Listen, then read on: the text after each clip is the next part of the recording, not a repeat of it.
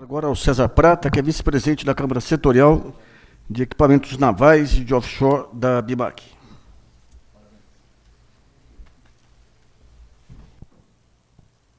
Senhores, boa tarde. Queria, antes de conversar com vocês, apresentar um pouquinho. Eu estou aqui em nome da ABIMAC, que é a Associação Brasileira da Indústria de Máquinas. É uma associação que tem 77 anos, existe desde 37, representa uma categoria com 6.800 indústrias brasileiras de equipamentos e máquinas. A sede fica aqui em São Paulo e tem sedes regionais espalhadas Brasil afora.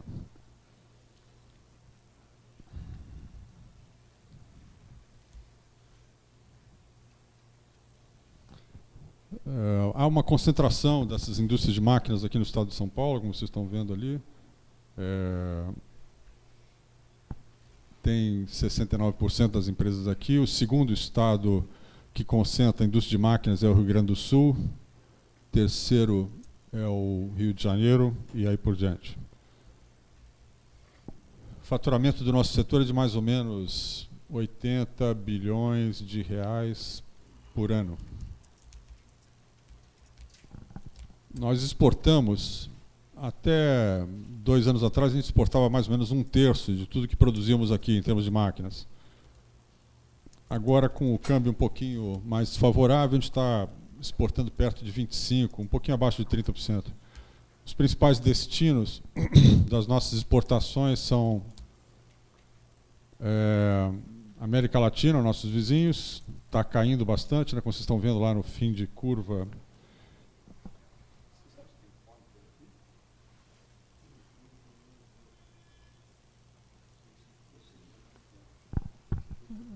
Então, o parceiro América Latina, tradicionalmente 40%, está caindo um pouquinho.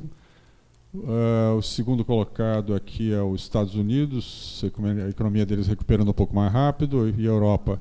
Esses são os principais destinos das nossas exportações. A gente costuma exportar, como eu falei para vocês, mais ou menos 1/3 de tudo que a gente produz de máquinas no Brasil. E a gente consegue exportar não é por causa da competitividade nossa. Nossos preços não são competitivos internacionalmente, por causa do câmbio e custo Brasil, etc. Mas a gente consegue exportar por causa da qualidade da máquina brasileira, que ela é um pouquinho acima da máquina asiática.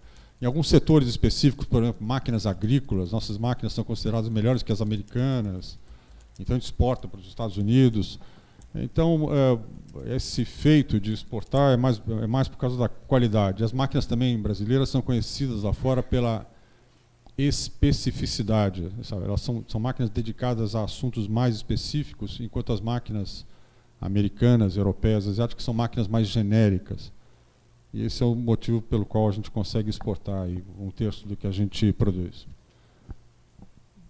As importações têm essas origens, basicamente. O principal parceiro que exporta para a gente são os Estados Unidos. Mais ou menos 25% de tudo. O segundo era a Alemanha, foi passado pela China, que está em segundo. Depois vem a Alemanha, Itália, com participações diferentes, mas o principal parceiro são os Estados Unidos em valor, e naquela coluna da direita tem um ranking que não é em valor, é em peso, e ali a China já está em primeiro lugar. As máquinas chinesas são mais baratas e a quantidade de máquinas chinesas é maior. Então, em peso, a China já é o primeiro parceiro. Esse gráfico eu trouxe para mostrar para vocês um descolamento que houve de uns anos para cá, ali, na verdade, de 2003 para cá, sobre os investimentos. Aí já falando um pouquinho do nosso setor especificamente, desse setor, né, ligado em torno do petróleo, né, e falando especificamente de máquinas e equipamentos.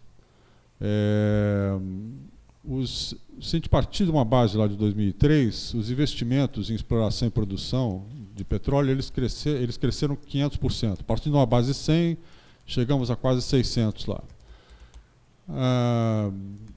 Por vários motivos, né? O volume de investimentos da Petrobras aumentou bastante, depois tem o fenômeno pré-sal em seguida, onde o volume de investimentos aumenta mais ainda, Mas a indústria de máquinas, como um todo, ela saiu daquela base 100 e foi para 238, quer dizer, aumentou 120%, 130% mais ou menos. Mas as máquinas especificamente para o petróleo tiveram uma participação ainda menor, cresceram só 40%. Isso quer dizer o seguinte, esse descolamento mostra que a indústria ela não seguiu o volume de dinheiro que foi investido nesse setor.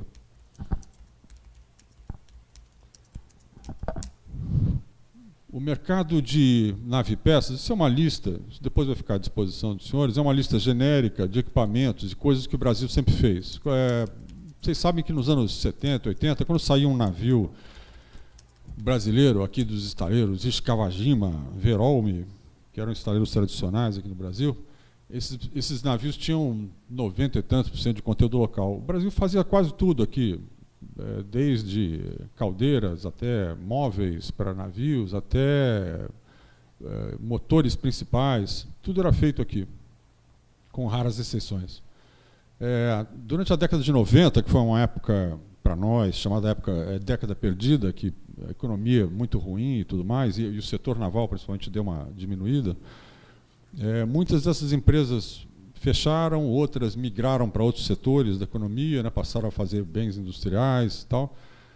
E tem uma parte que ficou aqui no Brasil, e hoje a gente tem, digamos, capacidade para fazer tudo isso que está aí nessa listagem, é uma listagem longa, passa por vários tipos de materiais, como vocês estão vendo, sistemas, às vezes até complexos. Depois eu também fiz para vocês aqui uma lista de coisas inexistentes, aquelas coisas que o Brasil já fez, não faz mais e não quer fazer. O mercado mudou, né? Apesar de haver uma demanda potencial no mercado, as indústrias não estão tentando fazer esse tipo de equipamento porque são equipamentos que requerem investimento muito grande, fábricas muito grandes, e o mercado não tem tamanho, digamos, para comportar esse investimento, para justificar isso. E como o Brasil não tem um perfil, no momento, exportador, por outros motivos, né, câmbio principalmente, fica difícil as empresas investirem em tentar fazer essas coisas contando com o mercado global, né? Esse negócio de política de conteúdo local, só para dar uma noção para vocês, não é uma invenção brasileira. Tem vários países no mundo que praticam a política de conteúdo local, tem exigências de conteúdo local mínimo nos seus projetos, tal, e são vários deles aí, incluindo Reino Unido, Noruega, etc. E o mais clássico de todos, claro, é os Estados Unidos, né, que tem lá uma lei que diz que todas as empresas do governo americano têm que se suprir dentro dos Estados Unidos, ponto. Só pode comprar fora se der provas exaustivas de que não conseguiu comprar dentro dos Estados Unidos de jeito nenhum. Isso é uma lei de 1933, chama-se Buy American Act. E é engraçado que de vez em quando eles chamam a gente de protecionista aqui, mas na verdade é o contrário. Um dos entraves que nós, fabricantes de equipamentos, enfrentamos é o chamado custo Brasil. Há um tempo atrás, a gente fala muito, né? Custo Brasil, mas e daí? O que é isso? Quanto é isso? Nós nos juntamos com alguns economistas e junto com o BNDES para tentar quantificar quanto é isso. E no nosso caso, de máquinas, a máquina, como vocês sabem, é um processo longo de fabricação, né? São 7 etapas de produção, né? Quando você sai de uma matéria-prima, do aço ou do mineral até virar uma máquina, passa por várias etapas de transformação. Quer dizer, é um processo longo, é uma cadeia produtiva longa, portanto, que emprega muita gente e tudo mais. Nós chegamos à conclusão, em 2012, que o custo do Brasil estava em 37%. Isso não é comparar o preço de uma coisa brasileira com uma coisa chinesa, não é isso não. Nós fizemos a seguinte simulação. Pegamos uma empresa na Alemanha e nos Estados Unidos e simulamos a transferência dessa empresa para o Brasil. Uma transferência completa, assim. Imagina você pegar uma indústria, se fosse possível, com um helicóptero e colocá-la no Brasil. Com os mesmos funcionários, a mesma produtividade, as mesmas máquinas, a mesma eficiência, tudo igual. Então, na hora que ela aterriza no Brasil, o produto dela vai ficar 37% mais caro, por conta desses insumos, juros, impostos não recuperáveis, logística, etc., encargos trabalhistas. Então, quer dizer, a gente não está comparando a capacidade do brasileiro gerir suas empresas, não é isso, não. Então, aí, esse custo ele só se apegou a coisas perfeitamente mensuráveis e comprováveis, e dessa forma que eu sugeri para vocês, né? Pegando a mesma empresa, fazendo as mesmas coisas. Isso, às vezes, é fácil para a gente fazer também, porque dentro das nossas associadas tem grupos multinacionais que têm fábricas aqui, lá, na Ásia, na Europa e tal, e fazendo as mesmas coisas, né? Eu costumo dar como exemplo, uma vez eu estava conversando sobre o custo Brasil no Congresso, em Brasília, explicando para os deputados federais o que era tal, e eu vi que a plateia ficou assim um pouco confusa. Sabe como é que é? O deputado federal não é exatamente um economista, nem exime em matemática tal, ele é um representante apenas do povo, né? E eles estavam meio confusos, aí eu dei o exemplo do Toyota Corolla. Falei, olha, lembra do Corolla, aquele carro que tem na sua garagem lá?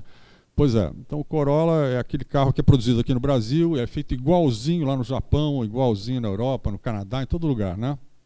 Então, esse carro ele custa lá no Canadá ou nos Estados Unidos 19 mil dólares, custa 22 mil dólares na Europa, e aqui no Brasil custa 38 mil dólares. O mesmo carro, com os mesmos acessórios, o mesmo banco de couro, etc. Então, e não é que a Toyota seja incompetente ou esteja roubando a gente, absolutamente, ao contrário. Ela está fazendo com os mesmos robôs, né, na linha de produção. E o que eu disse por fim para eles é que esse efeito Corolla, ele existe sobre tudo, né? Tudo que nos cerca aqui no Brasil. Tudo, né? O seu telefone celular, aí, o seu iPad, tudo, a sua roupa. Então, o efeito Corolla está sobre tudo. E as indústrias brasileiras estão, né, sob esse efeito. Aliás, no nosso setor, todos, né? Os estaleiros estão, nós estamos todos sob o mesmo efeito.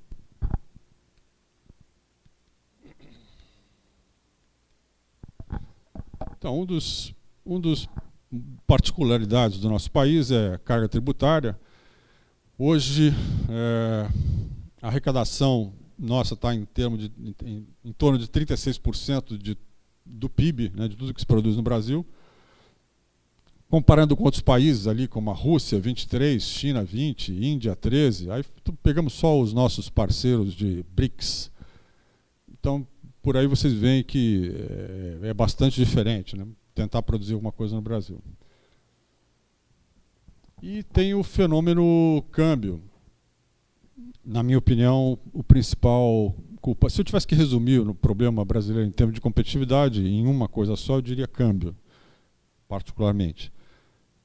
Pelo simples fato de que a cotação essa que está no jornal hoje, ela é a mesma de 13 anos atrás. A mesma taxa, 2 e qualquer coisa. Só que nesses últimos 13 anos, as nossas fábricas, eu na minha fábrica, já demos 13 reajustes salariais, tivemos 13 reajustes de tarifas públicas, etc. Tem inflação, né? Agora no Brasil, classicamente tem inflação. E a hora que você pega a inflação que nós tivemos nesse período no Brasil e descontar a inflação americana, você vai ver que o dólar realmente está muito, muito fora do seu quadrante. Tem alguma coisa errada, né? A prova disso também, voltando ao efeito Corolla lá, é que tem certas indústrias que só funcionam sob forte esquema protecionista, né?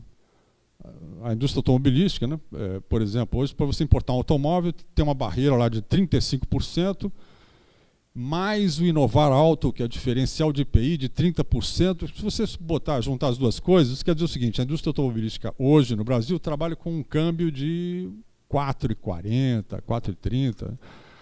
Mas afinal, qual é o câmbio do Brasil, né? Então, ok, para a indústria automobilística é 4,40, para a indústria siderúrgica é 2,90. Lá em Brasília eles chamam isso de política industrial.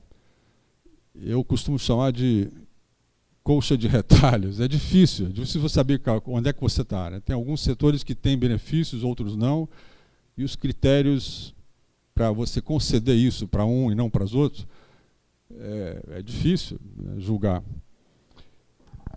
Então, o câmbio é um deles.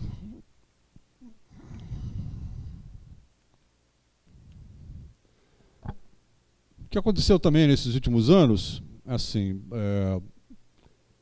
lá atrás, quando começou o efeito pré-sal na economia, os projetos começaram a andar e tal, esse é um exemplo só, né? Essas são as embarcações de apoio no Brasil, que são barcos importantes e, pelas minhas contas, é o mercado principal naval no Brasil, pela quantidade. Esses barcos de apoio, esses que ficam indo e vindo para as plataformas, levando coisas, fluidos, combustíveis, água potável, gente e tudo mais,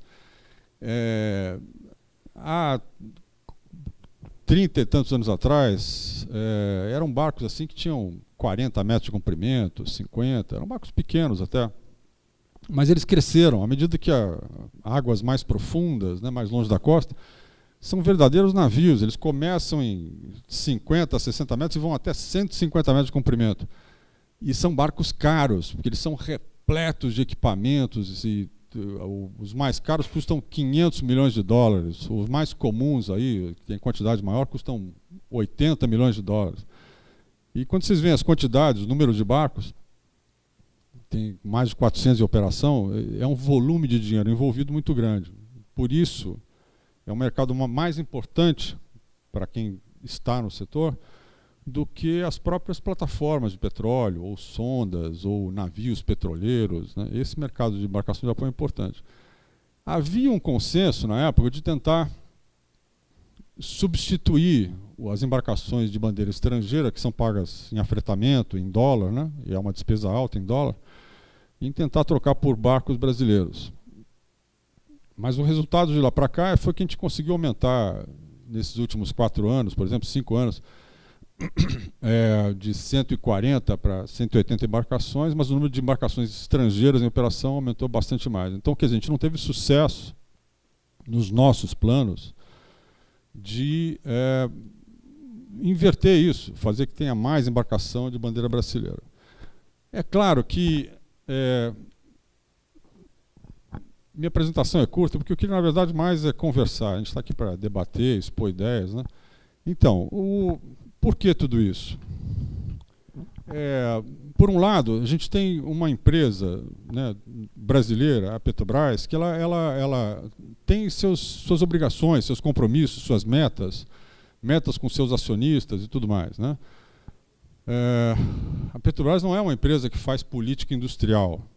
Ela não faz as regras do jogo, ela cumpre apenas, né? Quem faz regra, política industrial, é governo. Então, o que faltou? Faltou governo. É isso que eu queria dizer para vocês. Faltou governo para tentar segurar essas riquezas aqui, né? Faltou regras do jogo claras, bem definidas, para segurar encomendas aqui, fazer a indústria crescer junto, né?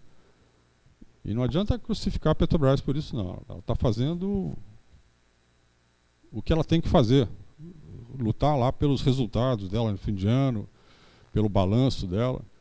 Agora, quando você fala, pensar que é uma empresa que é do Estado, é nossa, né?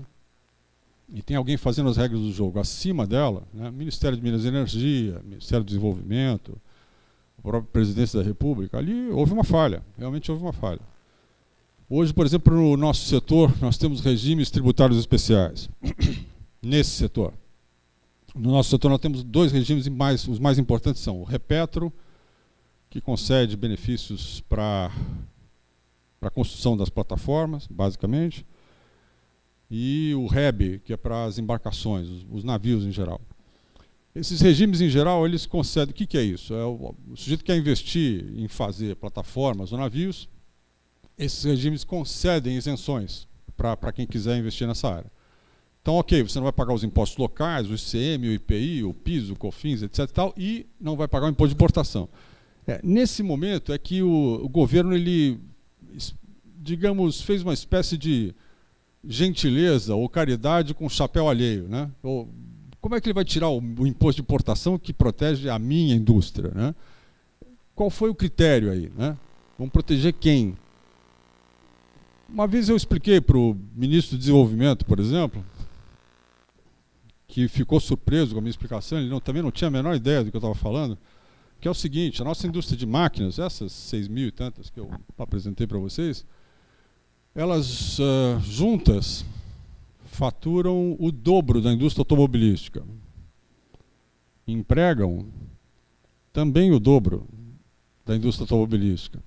As barreiras de importação que nós temos são apenas de 14%, não aqueles 35 mais 30 que eu falei para vocês do automóvel. E em alguns setores, no petróleo, por exemplo, apenas zero, não tem imposto de importação, não tem barreira nenhuma. E mesmo assim, a gente consegue exportar 1/3 de tudo que nós produzimos. A indústria automobilística exporta 5% do que produz. E essa comparação eu fiz questão de fazer para o ministro. Por quê? Porque a indústria automobilística é a queridinha, né, do setor. Não sei, aparece mais, dá mais voto, eu não sei o que é. Porque se juntar meia dúzia de carro nos pátios, aí pronto, já tem um IPI diferenciado para estimular mais venda, tem que ir bem. E o mais interessante é que as indústrias automobilísticas são multinacionais, remetem lucros para fora e tudo mais, né? As nossas indústrias não, a grande maioria é a indústria brasileira, a grande maioria é a indústria pequena e média, né, local mesmo, né, indústrias familiares, né, geram empregos por aqui, não remetem lucro para lugar nenhum, nem tem para onde remeter, né? Então, são essas coisas que o nosso grupo de empresas, a nossa associação tem sempre tentado levar para os governos, né? Outra coisa também que incomoda a gente é perceber o quanto esses últimos governos não se interessaram muito pela indústria como um todo, né? A gente está em franco processo de desindustrialização. Por exemplo, 20 anos atrás, a indústria representava 35% do PIB nacional, hoje está em 12%, né? Nós estamos claramente diminuindo o peso da indústria na economia e não há nenhuma preocupação com isso. Aparentemente está tudo bem, é isso mesmo que nós queremos. A gente tem procurado, né, alertar, gritar por socorro, porque a gente acha que é um período assim ainda prematuro para você desindustrializar um país, né?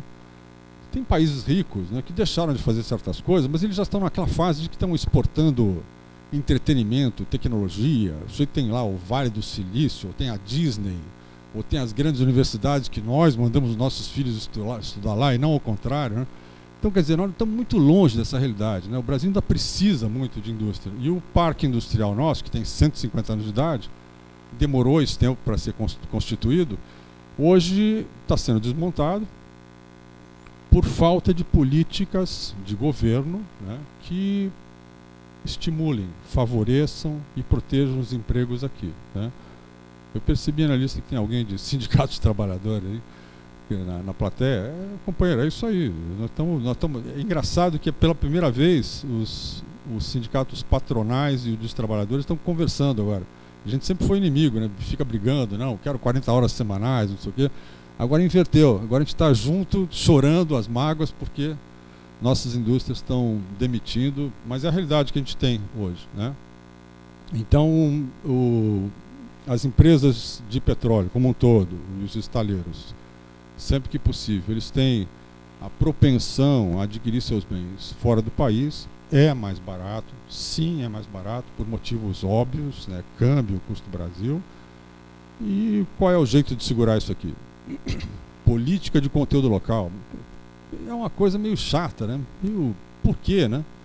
Se tivesse um câmbio no lugar certo, ninguém nem estava falando nesse assunto. Estava tudo bem. Estávamos todos. Hoje a nossa moeda, por exemplo, ela está deslocada do centro, ela está sobrevalorizada, segundo os cálculos econômicos, perto de 30%. Só que os nossos países concorrentes, aqueles que estão produzindo as máquinas no nosso lugar, principalmente a Ásia, né, eles estão com as suas moedas desvalorizadas em relação ao dólar de mais ou menos 30% também. 30% o Japão, 40 e tantos por cento a China. Então essa não é de 0 para 30, é de mais 30 para menos 40. É a nossa desvantagem competitiva por causa da nossa moeda. Então hoje, quando eu tento resumir o problema numa coisa só, é claro que é um pupurri, né, de problemas, mas Câmbio. Outra coisa também inegável é que o país não está crescendo, né? A taxa de crescimento do PIB é menor que 1% e com alguma contabilidade criativa, né? O grau de investimento no país hoje está entre 17% e 18%, quando precisava estar em 22% do PIB para o país ir para algum lugar, né? Quer dizer, a gente está deteriorando a economia por causa do baixo grau de investimento, e isso já se repete há vários governos, e é um governo que não quer cortar da própria carne, enxugar a máquina, né? Aí são os problemas, digamos, estruturais, né, que nós criamos para nós mesmos, né? Hoje a gente tem um país que não tem dinheiro para investir, está gastando tudo com juros das dívidas, está gastando tudo consigo próprio, 39 ministérios, 32 partidos políticos, e assim vai. Vamos melhorar esse número? Sim, claro que vamos.